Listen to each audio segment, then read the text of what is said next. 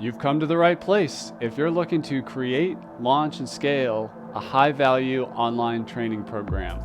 I'm your guide, Chris Badgett. I'm the co-founder of LifterLMS, the most powerful learning management system for WordPress. Stay to the end. I've got something special for you. Enjoy the show. Hello and welcome back to another episode of LMS Cast. My name's Chris Badgett, and I'm joined by a special guest. Her name is Nancy Badillo. She's from nancybadillo.com. We're going to get into Nancy's story, which is very cool. She's been around the block in all the areas of making money online, doing marketing, helping other people through digital courses. We've got a lot to talk about. Nancy, welcome to the show. Thank you. Thank you so much for having me. I'm excited to be here. The entrepreneur origin story is often kind of interesting, and something happened. There's usually a catalyst where people are like, okay, I need to figure out I need to make some money. I think I want to do it online. How did you get catapulted into this world? I'm telling you, I got pulled into it because in 2007, when the market hit, like we had the financial crisis, I was young then. I was like 24. I just had bought my first home, and the financial crisis hit, and I was trying to save my house. I was losing my home. I had to stop going to school because I was paying for the Paul University out of pocket as well. I was working at Bally's. That tells you my age. Bally's, the gym back in the day. So I'm making a significant amount of money to almost like 15,000 a year. Like they went through bankruptcy at that time as well. So I got hit pretty hard. So I was Googling online about how to make money online. I've heard about it before, but it wasn't like now, now you know people, the resources, course. There's so many courses you could take, so many free trainings. You could just go to YouTube. Back then there wasn't that many resources out there. And the few that were very expensive back then compared to now. So I remember just Googling it. And obviously it didn't happen for me. I lost my home. I went through bankruptcy. I went through foreclosure that followed me for 10 additional years. You know how it follows you in your credit. So I went through all that.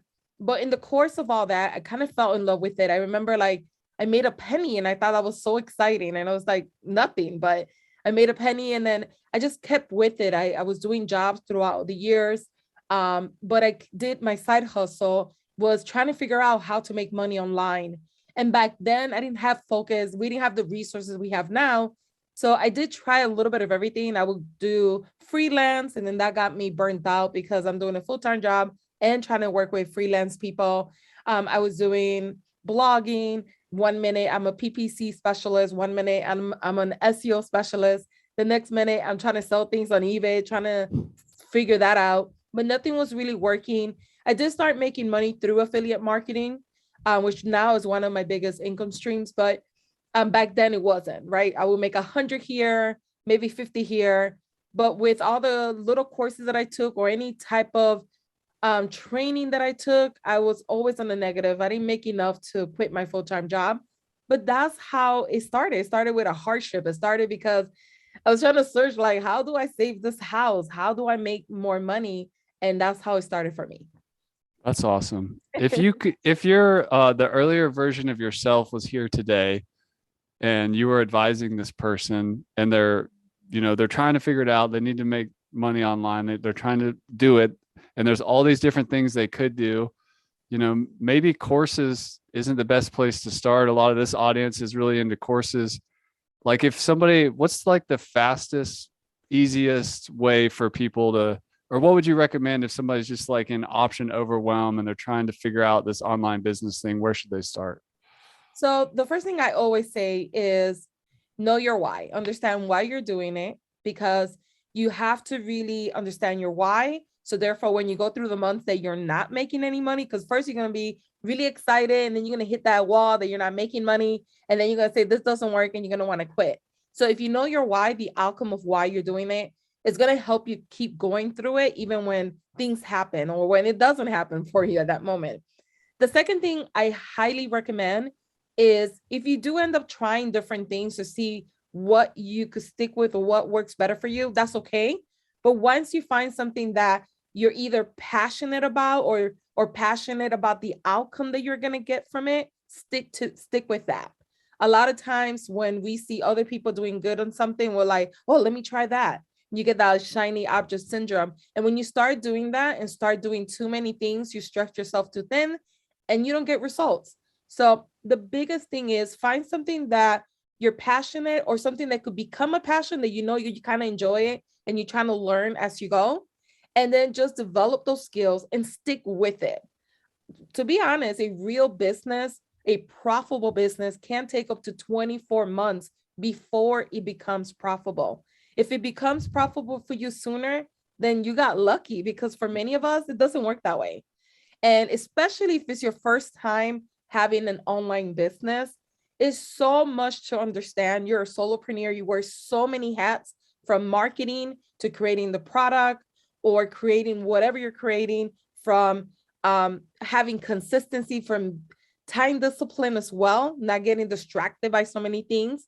So I think the biggest thing is find something that you're passionate about or that you would like to become passionate about. Stick with it, give it enough time, become an authority within that specific niche. Put your blinders, right?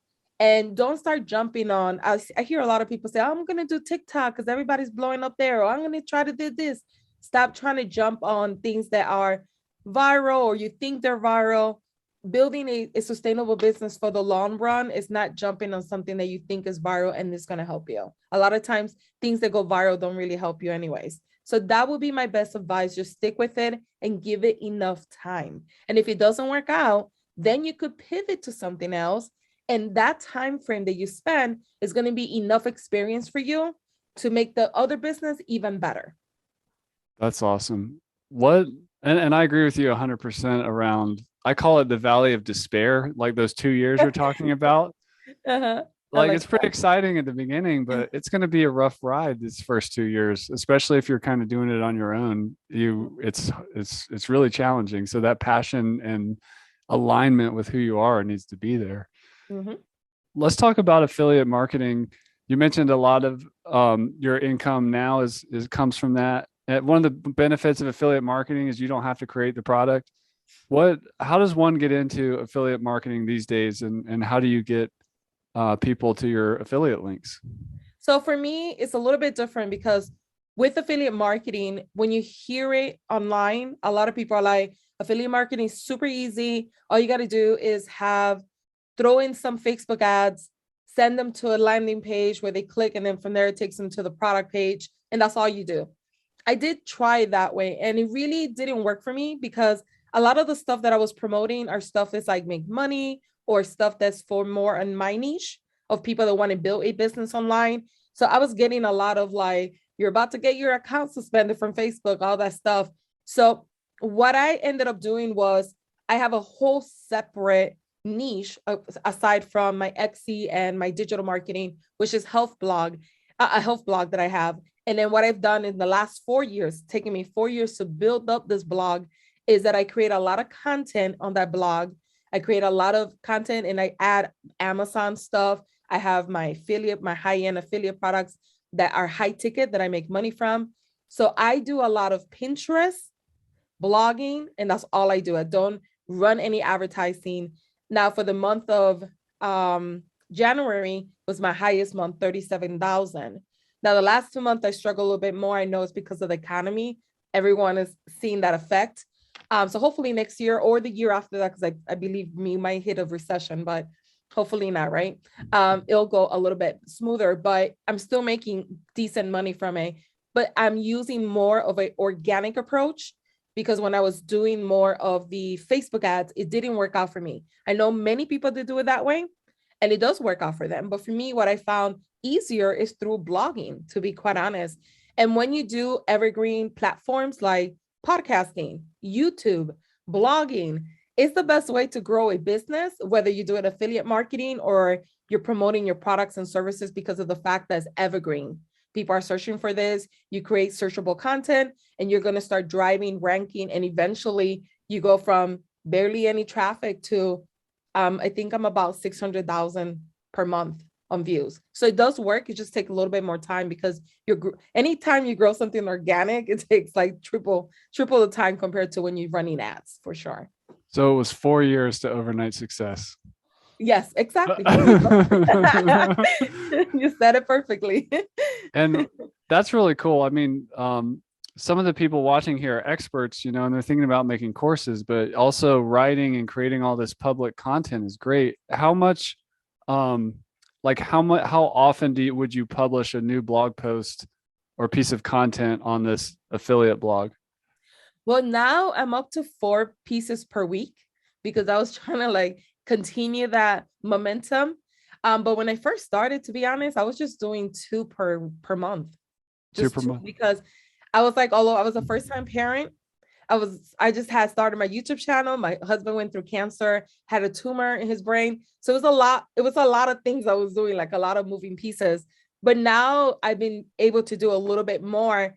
And I actually do two, which is the list products. Like I'll say, I don't know, 11 essential vitamins that you should have, right? And then the list blog articles are easier to write because it's just like you're just dropping the products. And the ones that have a little bit more context, I actually hire someone to do the work for me. So that's the Right. reason why to write for me. That's the reason Yeah. why I'm able to do four. I'm doing two, and then they're doing two. So they're doing the long form content because I'm not a writer. And then I do the ones that are a little bit shorter that I don't really have to worry about it so much. And I also use, it's like a cheat sheet. There's this tool called Jasper. It's on Mhm. AI. I'm sure you heard of it. And it's $30 a month, but so worth it because if you're not a writer or if you want to speed up the process, you could just type in vitamins and it actually creates your introduction with the keyword. And then you could do like the outline of it and then you could do the conclusion and then I just fill in the middle. So it's really simple. You learn these things, right? Processes and systems. With a lot of work and dedication and consistency, you start learning how to create a blog post that maybe took you like 3 days in the beginning to do, that you could do it like in one day. But that comes with time and practice, basically. That's awesome. Can you give, if somebody's thinking like, hey, maybe I'll get some help and try to outsource some writing, how much does that cost per article, roughly, would you say? And where's a good place to go to find writers? I went to Upwork and I got lucky that I found this gentleman that did he actually did my editing for my course originally, and he's great. But before that, even at Upwork, I had a little bit of a battle trying to find someone um that would do a really good job versus just like very generic. But with him, each article is 400. I don't think that's too bad because other people have told me a lot more. So Mhm. I've been lucky, but I know that it fluctuates depending on the person's experience. There are people that write for Forbes, and those people will charge you a lot more. So, That's cool. You mentioned your course. What's your course creator story? so my course creator story. I mean, I'll tell you one that's really interesting. How you self sabotage yourself. So when I started, so my first year on Etsy, I started an Etsy store. Let me back up a little bit. I started it as another testing of let me see if I could do an Etsy store and make money from it. Because the year before that, I had gotten engaged and someone told me shop on Etsy. I've never heard of them before. I'm not a kind of girl like knitting and I don't do nothing like that. Handmade. I've never done anything like that. So I don't think I would have ever shopped there before until now that's more popular. So when I went in there to buy stuff for my wedding, because I'm a marketer already and I'm thinking about how to make money all the time, I'm like, how is these people making 6 figures with digital products selling like printables, like wedding printables? So that's where my idea came in. So then I did it. And because I didn't know what I was doing, I just did Word document. I did quotes from movies, lyrics, song lyrics, did a PDF. Well, did a quote, I wrote a quote, This Girl's on Fire, saved it as a PDF and sold it on Etsy. Then I got trouble for infringement, right? Because I was selling stuff that I'm not supposed to be selling that's copyrighted. So then I switched to the wedding niche. But my first year, that's just want to be realistic with everyone. You are going to make mistakes. My first year, I made 21,000. And then the second year, I made 86,000. Now, mind you, I was able to make that money, not because it was overnight success, it's because before that, I spent 9 years trying to figure this out. And I already had a lot of experience with growing organically. I did that already. I was already working for an ad agency for 5 years as a digital marketing specialist. I had even went back to school and got my bachelor's and master's in business with a minor in marketing, because I told myself, if I cannot make money online, I'm going to work in this field because I loved it that much. And that's what I'm telling you. When you are passionate, things will happen eventually. Hopefully, with all the resources, it will happen a lot quicker than when I started, obviously. But that's kind of how I got started. So then I ended up saying, okay, I'm going to do a course and teach people how to make money with digital products on Etsy. But you sometimes self-sabotage yourself because you feel like you're not good enough. You feel like no one's going to pay for this. So I ended up doing a course, 18 videos, and I gave it for free on my YouTube channel. Instead of selling it, I decided I'm going to give it for free and see how people react. And everybody loved it. And then I felt like, why am I doing this for free? Right.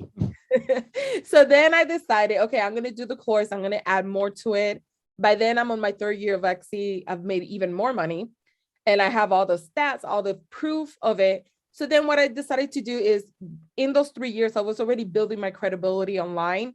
I had niched down as an Etsy coach. I'm creating videos after videos after videos on my YouTube channel. I'm establishing myself, establishing my credibility. So that was there already, but I wasn't monetizing my audience because I didn't believe in myself.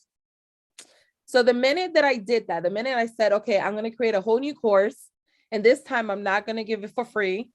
And I did the outline and I put it on Teachable. My first 30 days, I made 52,000. Whoa. When I put it out, and because I already had a huge email list. I'm giving everything for free. I did 3 years of free Etsy critiques. I gave so much value. I'm doing videos after videos. Like, put it this way, 4 years later, I have 800 YouTube videos. That's how much free content I have given. That takes so much time. My competitors have like 60 videos with the same followers, which is ridiculous, right? But I learned a lot from it as well. So that's kind of how I started. And then even though I made like 52,000, I remember my job let me go on February 24th of 2020 because of COVID. March 24th, 30 days exactly, they called me and they were like, Nancy, you know what? We love you. You're a great employee. We want you back. We got like a small loan business approved, so we can only get certain people. We want you back. I think when they had called me, I had made already like 26,000 around there, because I launched my course right in the middle of March. It was like March 10th, I think. And I remember saying to myself, should I go back? But I had made 26,000. And I had to literally talk to myself like I was talking to my son, Jordan, and say, if Jordan came to me and said, Mom, I made 26,000, should I go back to this job? I would be like, heck no, you keep doing what you're doing. So that's literally the conversation I had within myself. I quit my job and then I never looked back. But that's kind of how it started. A lot of self-sabotaging for sure. Wow, what a cool story. So help me understand the niche a little bit. Like, so the YouTube channel and then this course focus on helping Etsy creators, right? Mm-hmm. Is it only Etsy digital product creators? In the beginning, yeah. In the beginning, I started, it was called the Arts Printable Etsy course. So it was all about digital products. But then what I realized was that the first 4 modules, I talk about how to build a memorable store, how to do market research, how to do keyword research, how to do SEO. I'm like, well, that applies for both digital and physical. It doesn't necessarily have to be digital. So what I ended up doing, that eventually I changed it to the Etsy Mastery course. And then what I ended up doing is adding the Arts Printable course as a bonus for those that want to learn how to do digital prints. So now is more of a course for anyone that sells on Etsy, no matter what niche, because I knew that I was losing revenue just marking it, even though I would tell people, no, just buy it because everything else applies. People just see the name Arts Printable, but they sell jewelry, so they don't want to buy it. So I had to rebrand it again and redo it and kind of structure it different. But yes, originally was for digital products. Now it's open for everyone. And one more niche question. I've shopped at Etsy, but not for digital things. What are people selling that is digital on Etsy? Oh, there's so many things. You could sell stickers that are digital. But what does that mean? What is somebody who buys that? What do they do? Then they got to go print it somewhere, Well, right? Exactly. So you could buy sticker paper from Home Depot. I mean at Office Okay. Depot, and print it at your home from your comfort of your home. Or you could go somewhere like Kinko's or Costco, and they print it out for you.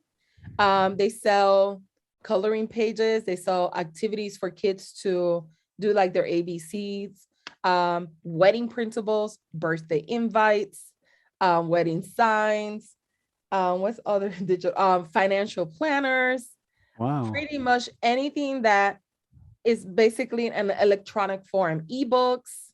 Um, I do digital invites, like party invites that you send through your phone. You could do YouTube stuff like YouTube templates, like YouTube art, social media templates, um, resumes.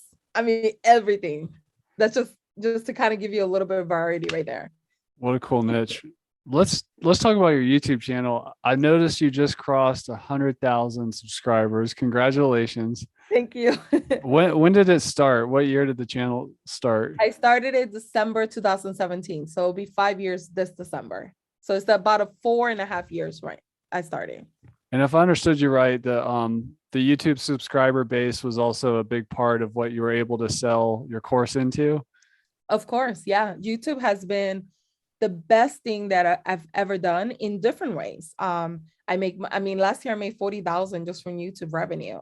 Is that That's not, just partner ads or whatever? yeah, that's just Yeah. from that.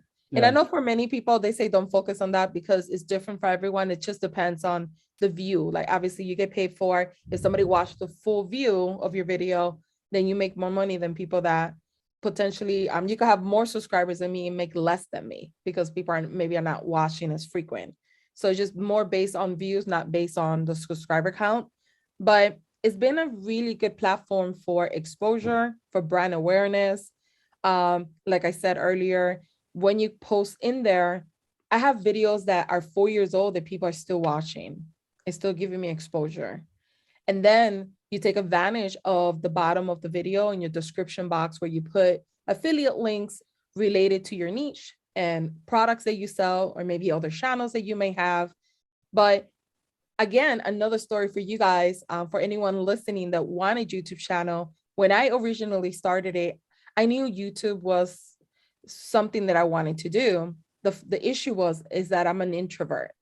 So for me to get on camera, I don't like the way I look. I don't like the way I sound. I get nervous. Even doing this right now, I'm nervous. Maybe you could see it, maybe you don't, right? But to be honest, that was the hardest thing for me. If you go back to my channel, I cringed. The videos are horrible.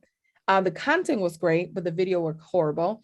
I didn't even do the editing correctly. And on top of that, for the first, I want to say the first year and a half, it was screen shares. I'm behind the scene. Hey guys, welcome back to my channel. Hey. And I think I did a few here and there where I show my face. I think I did like maybe 4 or something like that. But the minute that I told myself, okay, I'm just going to start recording my face and talk to the camera. The minute I did that, that was a game changer for me. I think the first video I did that had the most comments I've ever seen. And everybody was like, oh, there you are.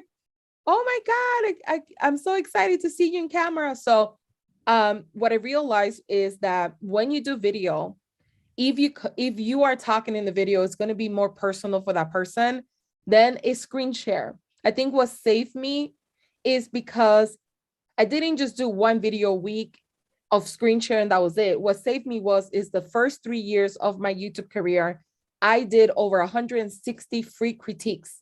I was providing so much value and free, not charging anyone, that even though I wasn't showing up on the computer itself, people appreciated that. And that helped me grow credibility.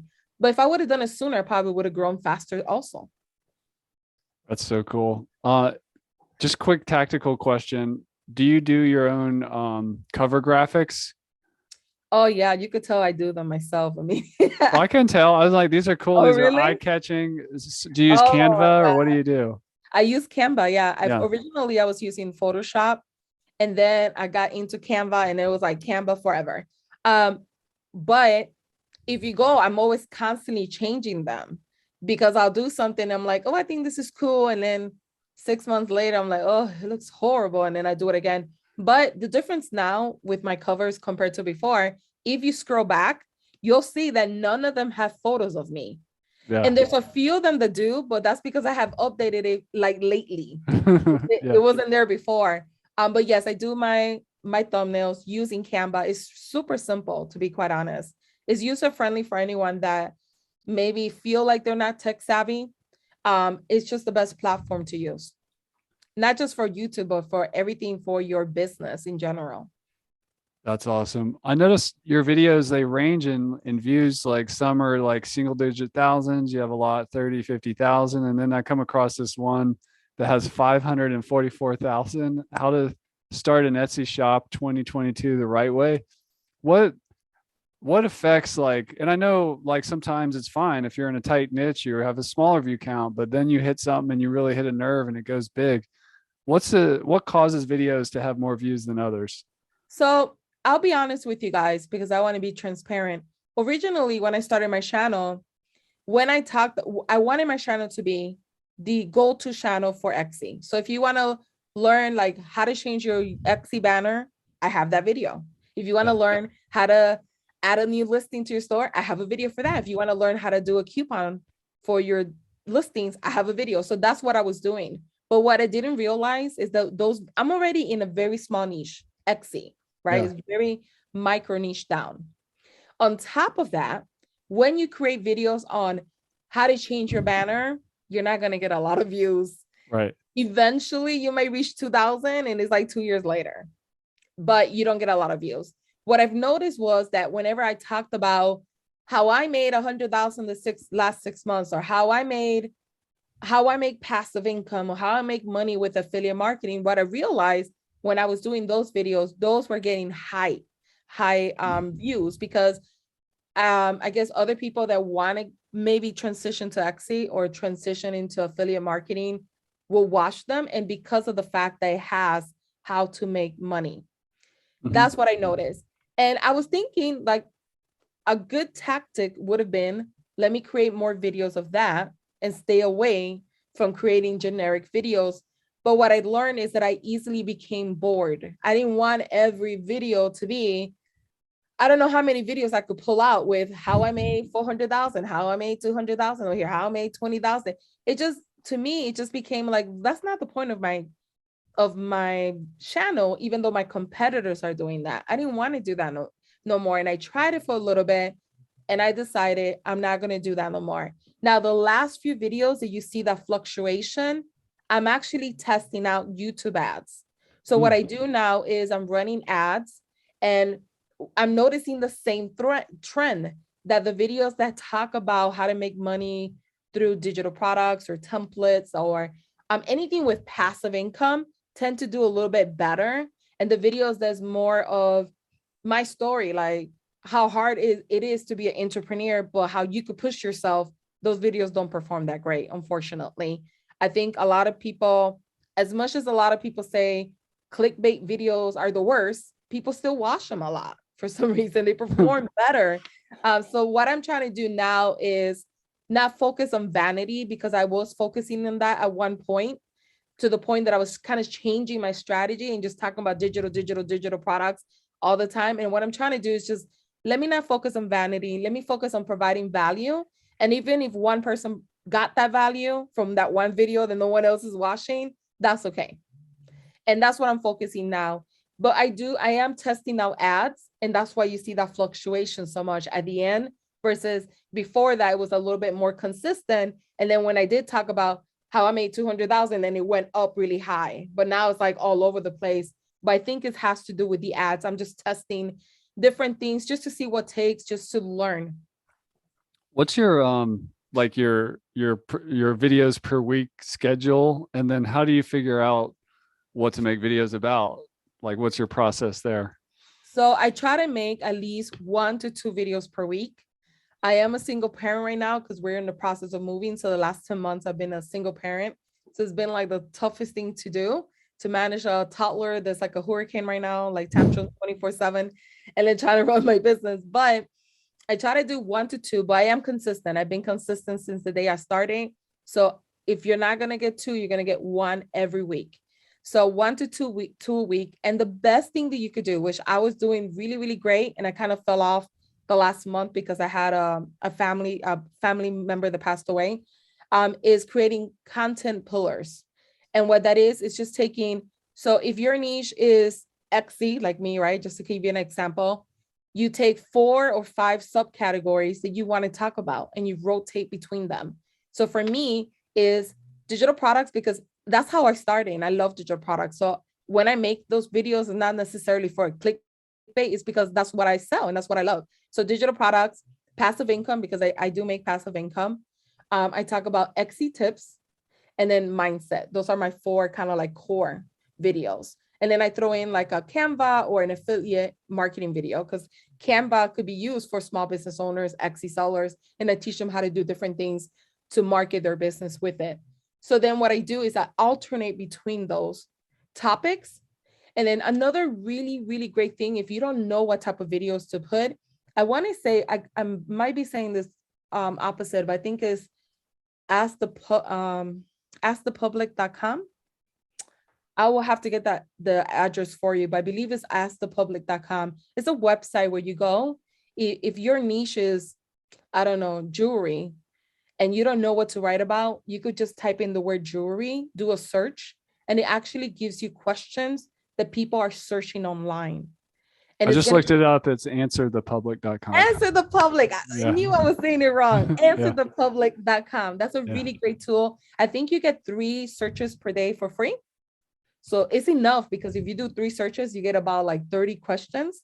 So you just type in your niche. Like you could type in Etsy tips, and then it tells you like all these questions that people are asking. How do I grow on Etsy? How do I get sales on Etsy? And then what you do is, that's a video. How do I grow on Etsy? That's a video you could talk about. How do I get sales on Etsy? That's a video right there. How do I get more reviews on my Etsy store? That's another video. And it'll give you so much content that you're never going to run out of content. And then you do that for every subcategory that you picked. And now you have 30 questions for this one, 30 for mindset, 30 for Etsy tips, 30 for, I don't know, passive income, right? And then you put that in a spreadsheet and you kind of scratch it off as you go, and you just create content. Wow. I actually just did a search in there. This thing's blowing my mind. I'm saving that for later so I can focus on you. But I think that tip was worth the price of admission. So that's answerthepublic.com. Thank you, Nancy, for that one. You're welcome. And just use the 3 for free if you don't have the budget right now. They give you 3 searches for free, and it's enough to get enough content. You'll get about 90 videos from the 3 searches. That's awesome. I noticed your videos are most of them are like less than 10 minutes. What's an ideal, or what have you learned around video length, and what's a general target? I feel like a lot of people I have read and listened to so many bloggers and YouTube creators that say 10 minutes is ideal. Okay. But if you look at some of my videos that are longer, they perform pretty well. Yeah. Like some videos I have are like 40. I have one that was like an hour and a half. I don't know what I was thinking. It's like 50 mistakes to avoid on Etsy or something like that. It's on my main trailer. And that one has gotten the most views organically and the most comments organically. And it's super long. And I did that in the middle of heat in a car because I was trying to get away from the house because I couldn't record a video because too many people in the house making noise. And it's crazy. It's like one of the best videos. And I'm not even in the video. It's just me talking on a slide presentation. So what I've learned is if you do a video that doesn't require a lot of content, then make it around less than 10 minutes. But if you're doing a in full tutorial about something, as long as you make it educational, I do think you could go a little bit longer and people will watch, especially if they're into whatever you're teaching. But if you're doing 10 minutes of just talking about yourself or 10 minutes of like your introduction is too long, people would drop off quickly. That's another thing I noticed about mine. I was talking too much in the beginning. So now I try to get straight to the point. It's unfortunate because sometimes I feel like I want to say, hi guys, welcome back. Like I want to like greet people, but I'm like trying to rush through it because I know if I take too long, they're going to like leave, because you see it when you check your analytics, you see people dropping off like right in the beginning. I'm like, God, you didn't even give it a chance. So it happens to me a lot, and I'm working on it. Honestly, feel like when you have a business, you're forever growing and learning and trying to adapt. And what works for one platform doesn't work for another one. That's another thing I've learned. I used to try to drive my traffic from Instagram to my YouTube. And what I realized is a lot of people use Instagram, but they hate YouTube. A lot of people love YouTube, but they don't use Instagram, and vice versa. So what I try to do now is, if I do a YouTube video when I'm promoting it on Instagram, I try to make it more Instagram, like share it there, and then kind of say, if you want to watch the rest, go back to my YouTube. I try to give a little bit more than I used to. I used to say, new video, go to the YouTube channel, but that doesn't really work. So it's about learning, adapting, looking at your analytics, seeing what works, what doesn't work. You're always going to be changing. I'm sure the strategies I'm doing this year, next year, I'm going to be like, what was I thinking? And I'm going to be refining it all the time. You mentioned mindset videos. And I'm curious if you know like your most popular mindset video, and just in general, what's do you find your mindset tip that has most helped the entrepreneurs out there? Like what was that about? So I think the most helpful video is the one that I just talked about, the 50 mistakes or 50 things I have learned as an Etsy seller. In there, the first tip is, you have to start. You have to, if you want to be great, you have to start, right? It's a quote by Zig Ziglar. I can't even remember the quote. You don't have to be good to start, but you have to start to be great. That's the quote. So that's the first thing I start with, because it is so true. Like, your first video is going to suck. Your first Etsy listing is going to suck. Your first blog post is going to suck. Your first podcast is going to suck. Everything sucks in the beginning. And the more you do it, the more you do it, the better you get at it. So that probably is the best one, I think, because it has a combination of mindset things that I talk about, but realistic things that I talk about running an Etsy business. And what was the second question you asked me? Just what's your biggest tip for entrepreneurs, just from a mindset perspective? Yeah. I think there's two tips that I always give. One, there's no failure. You either win or learn. That's it. Because everything that you go through right now in your business, I guarantee you in 2-3 years from now, if you do make it and you stay with it, and hopefully people will, you're going to use, you're going to learn, you're going to be better because of it. So that's the first tip. The second thing is, adversity has a lot of valuable insight. All the adversities that I have been through before even starting my journey as a digital marketing specialist in my life, and everything I have gone through in the last 13 years trying to get where I'm at now, which is really scratching the surface. I don't even know and nowhere where I want to be. So adversity gives you a lot of valuable insights. A lot of times we go through adversities with our business and even personal stuff, and we don't realize how blessed, how you could find a silver lining in there, how you could find something that would definitely help you. That's great. A lot of digital course creators and digital entrepreneurs, I advise to do YouTube work, but also Facebook groups. I know you've had some success building out a Facebook group. Tell us how you did it and how you monetize it, or like I know a lot of people want a Facebook group and it's hard, but you pulled it off. How'd you do it? So originally, how I used to grow a Facebook group, a lot of people will disagree with me and say, oh, why would you do that? That's a lot. But I'm just going to be transparent. When I used to grow a Facebook group, whether it was for me or for a client, I used to do it for Mercedes-Benz, is that I will join other groups that are relevant to my group. So let's say I join another Etsy group, right? So then from there, I will be friend, right? Add friends of those groups. So Mary connected with me, we connected, I will add her as a friend to my account, right? To my profile. Joe connected with me, let me add you as a friend. I answered a question, I gave value. They're like, oh, thank you, Nancy. I didn't know that. I added them as a friend. Why? Because they're more likely to go ahead and accept the request. So now I'm adding, it's a lot of work.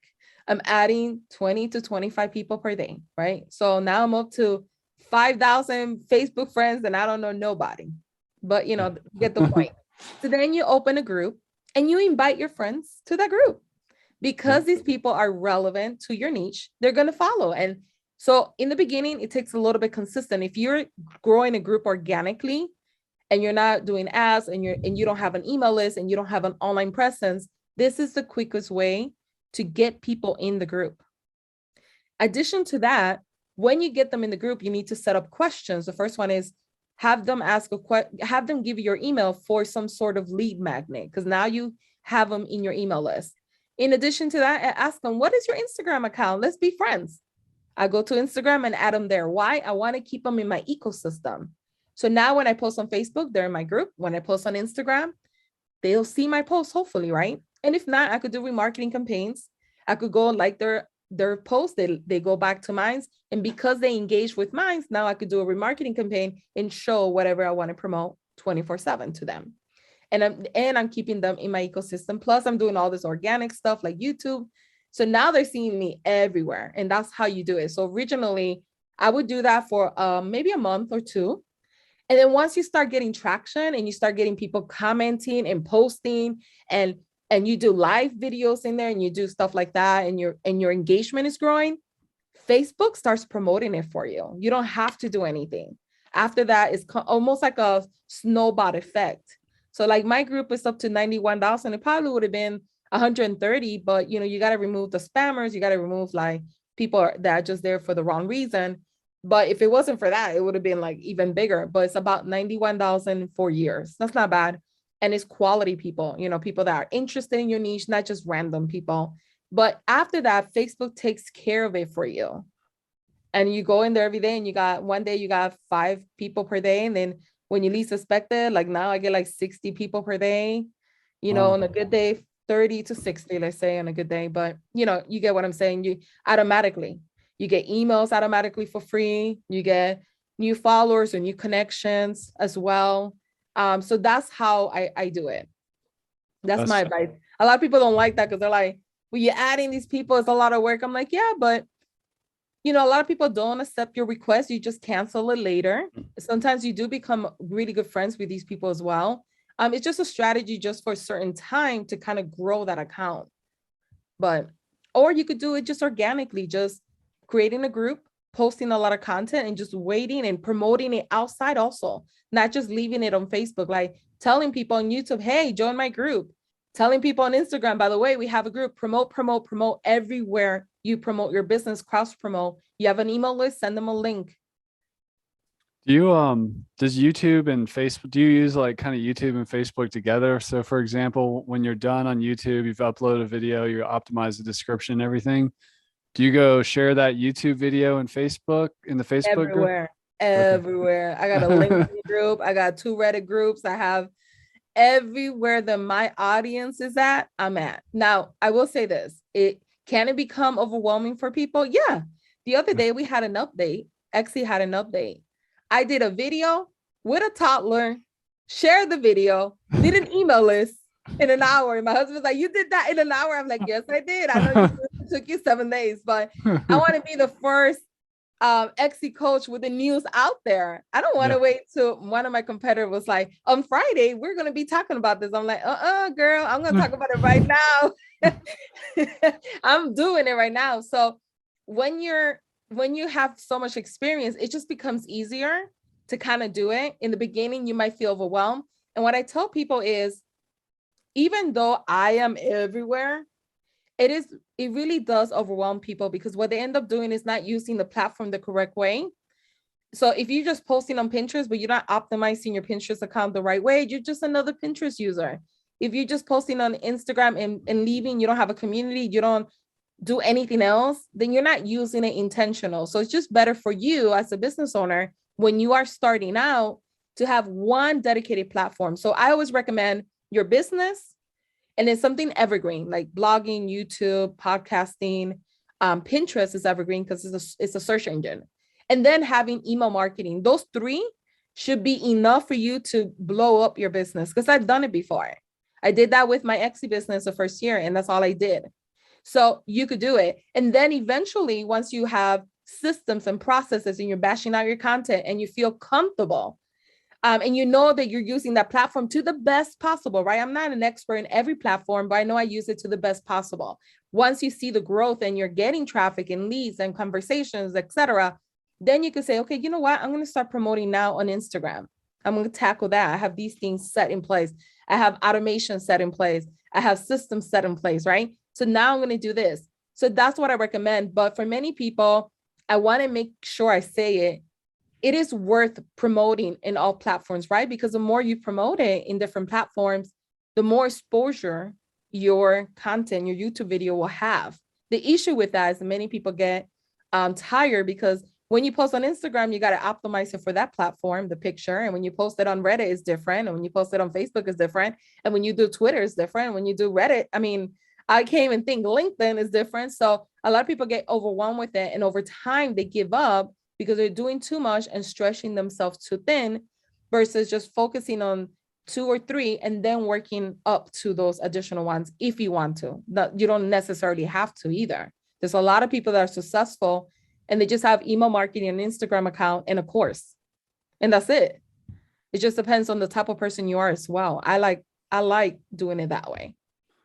Wow, those are some pro tips right there. Nancy, one of the things I admire about you is your work ethic, your open-mindedness to like fail or, even cross the line and be like, oops, I violated some term and the company reached out. I got to change. I can't do that again.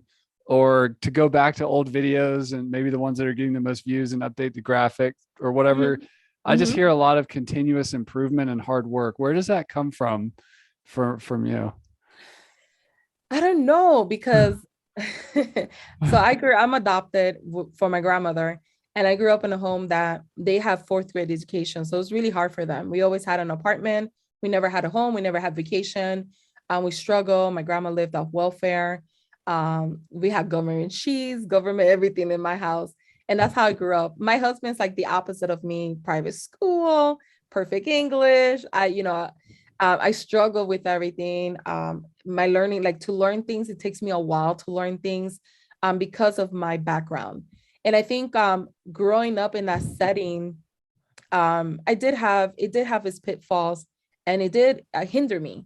But then it also gave me like good strengths. Also, it helped me to see something like I want to do better. I want to do better than my grandparents. I want to have more things. I want to be able to offer my son more things. And even though I wasn't like the smartest or the prettiest or had the best resources, I always been that type of person that I just hustle and try to figure it out. And I think it stems from my background. I think it stems from, living, I never had a bedroom when I was little. I used to sleep in a pull-out couch on the kitchen. I think it just stems from that I didn't want to have. I wanted to break the cycle, basically. I wanted to break the cycle. And I think that's where it comes from. Because I don't know. That's where it comes from. Yeah. Very cool. Thanks for sharing that. One other question I'm like you, I'm an introvert, but sometimes as a marketer or a content creator, come across like an extrovert. And sometimes as an introvert, when you look out across the internet, like YouTube or social media, it seems like everybody's extroverted. Yeah. But there's a lot of introverts out there and a lot of awesome introvert entrepreneurs. What advice do you have for the introverts out there? Man, us introverts are the best. I think honestly, like I remember when I was like, I think I was like in middle school and I did a Harriet Tubman. I memorized the whole thing. It was like a presentation. And it was my first time and I had to dress like her and everything. And I was talking and I remember the rush that I got from it. And that was the first time I realized that, I kind of like doing presentations. But then throughout the years, I never did that again. And then now that I'm older and I'm doing videos, it does get me nervous, right? And I think a lot of my nerves come from my own insecurities. I don't speak perfect English and all these other things that play in my back of my head. But I don't know. I feel like with time, as an introvert, the more you do it, it does help you a lot. I mean, after 800 videos, it's helped me. I kid you not. And it's like, if you go to my first videos, horrible. I don't even have energy. I'm like, hi guys. Like inside, I thought I had energy, right? I thought I was like bubbling. but I really wasn't, because I'm not a bubbly person, but many people think I am. They're like, they look at my feed, they're like, how, I don't think you're an extrovert. I'm like, no, I'm not. Like you said, a lot of us introverts are the ones like killing it. It's crazy because the introverts are killing it more. And there's some extroverts that are doing wonderful too. But if I feel like the introverts are the ones killing it more, because we understand that you have to kind of be extroverted. Obviously, you can't go on the camera and be like, hi guys. And like, it's all about energy, basically. Like that song, I love that song, Energy. But I forgot the name of the song that I wanted to talk about. But anyways, it's all about energy. I feel like the more you do it, the more you put yourself out there, the easier it will get. A lot of people tell me, I want to do YouTube, I can't do it because I'm an introvert. I'm like, just do it, because videos is the future. If you look everywhere, his video. I mean, even Facebook now got Facebook Reels. LinkedIn got a form of Reels. Like everybody got Reels now. It's like, it's the future. So you might just well get used to it. I love that. And a lot of the entrepreneur work is lonely work. So, and if an introvert, you sit down on the computer and maybe you're doing social things on the internet, but you're actually alone at your computer, which is where you get energy at being an introvert, being more withdrawn or alone. And then that kind of thing, that's a superpower too. Yeah, that's what I tell people. Like, if I'm around, like even now, like after I'm done with you, I need to like decompress. I done 2 podcasts today. Yeah. I need to go sit down, eat something, and just like decompress, because that's how we recharge. We really do. But for anyone listening, just do it, because I don't know what it's about us entrepreneurs, even though it's scary to speak in camera, even though we need that recharge, even though I do better in larger than small groups. It's weird, right? Larger groups do better than small. The small want to talk too much. It's like, oh my God. Even though we feel that way, when you actually do it, like when you actually do a presentation, or you do a YouTube or video, or you do a live, or you do one of these where you do a podcast, you feel good.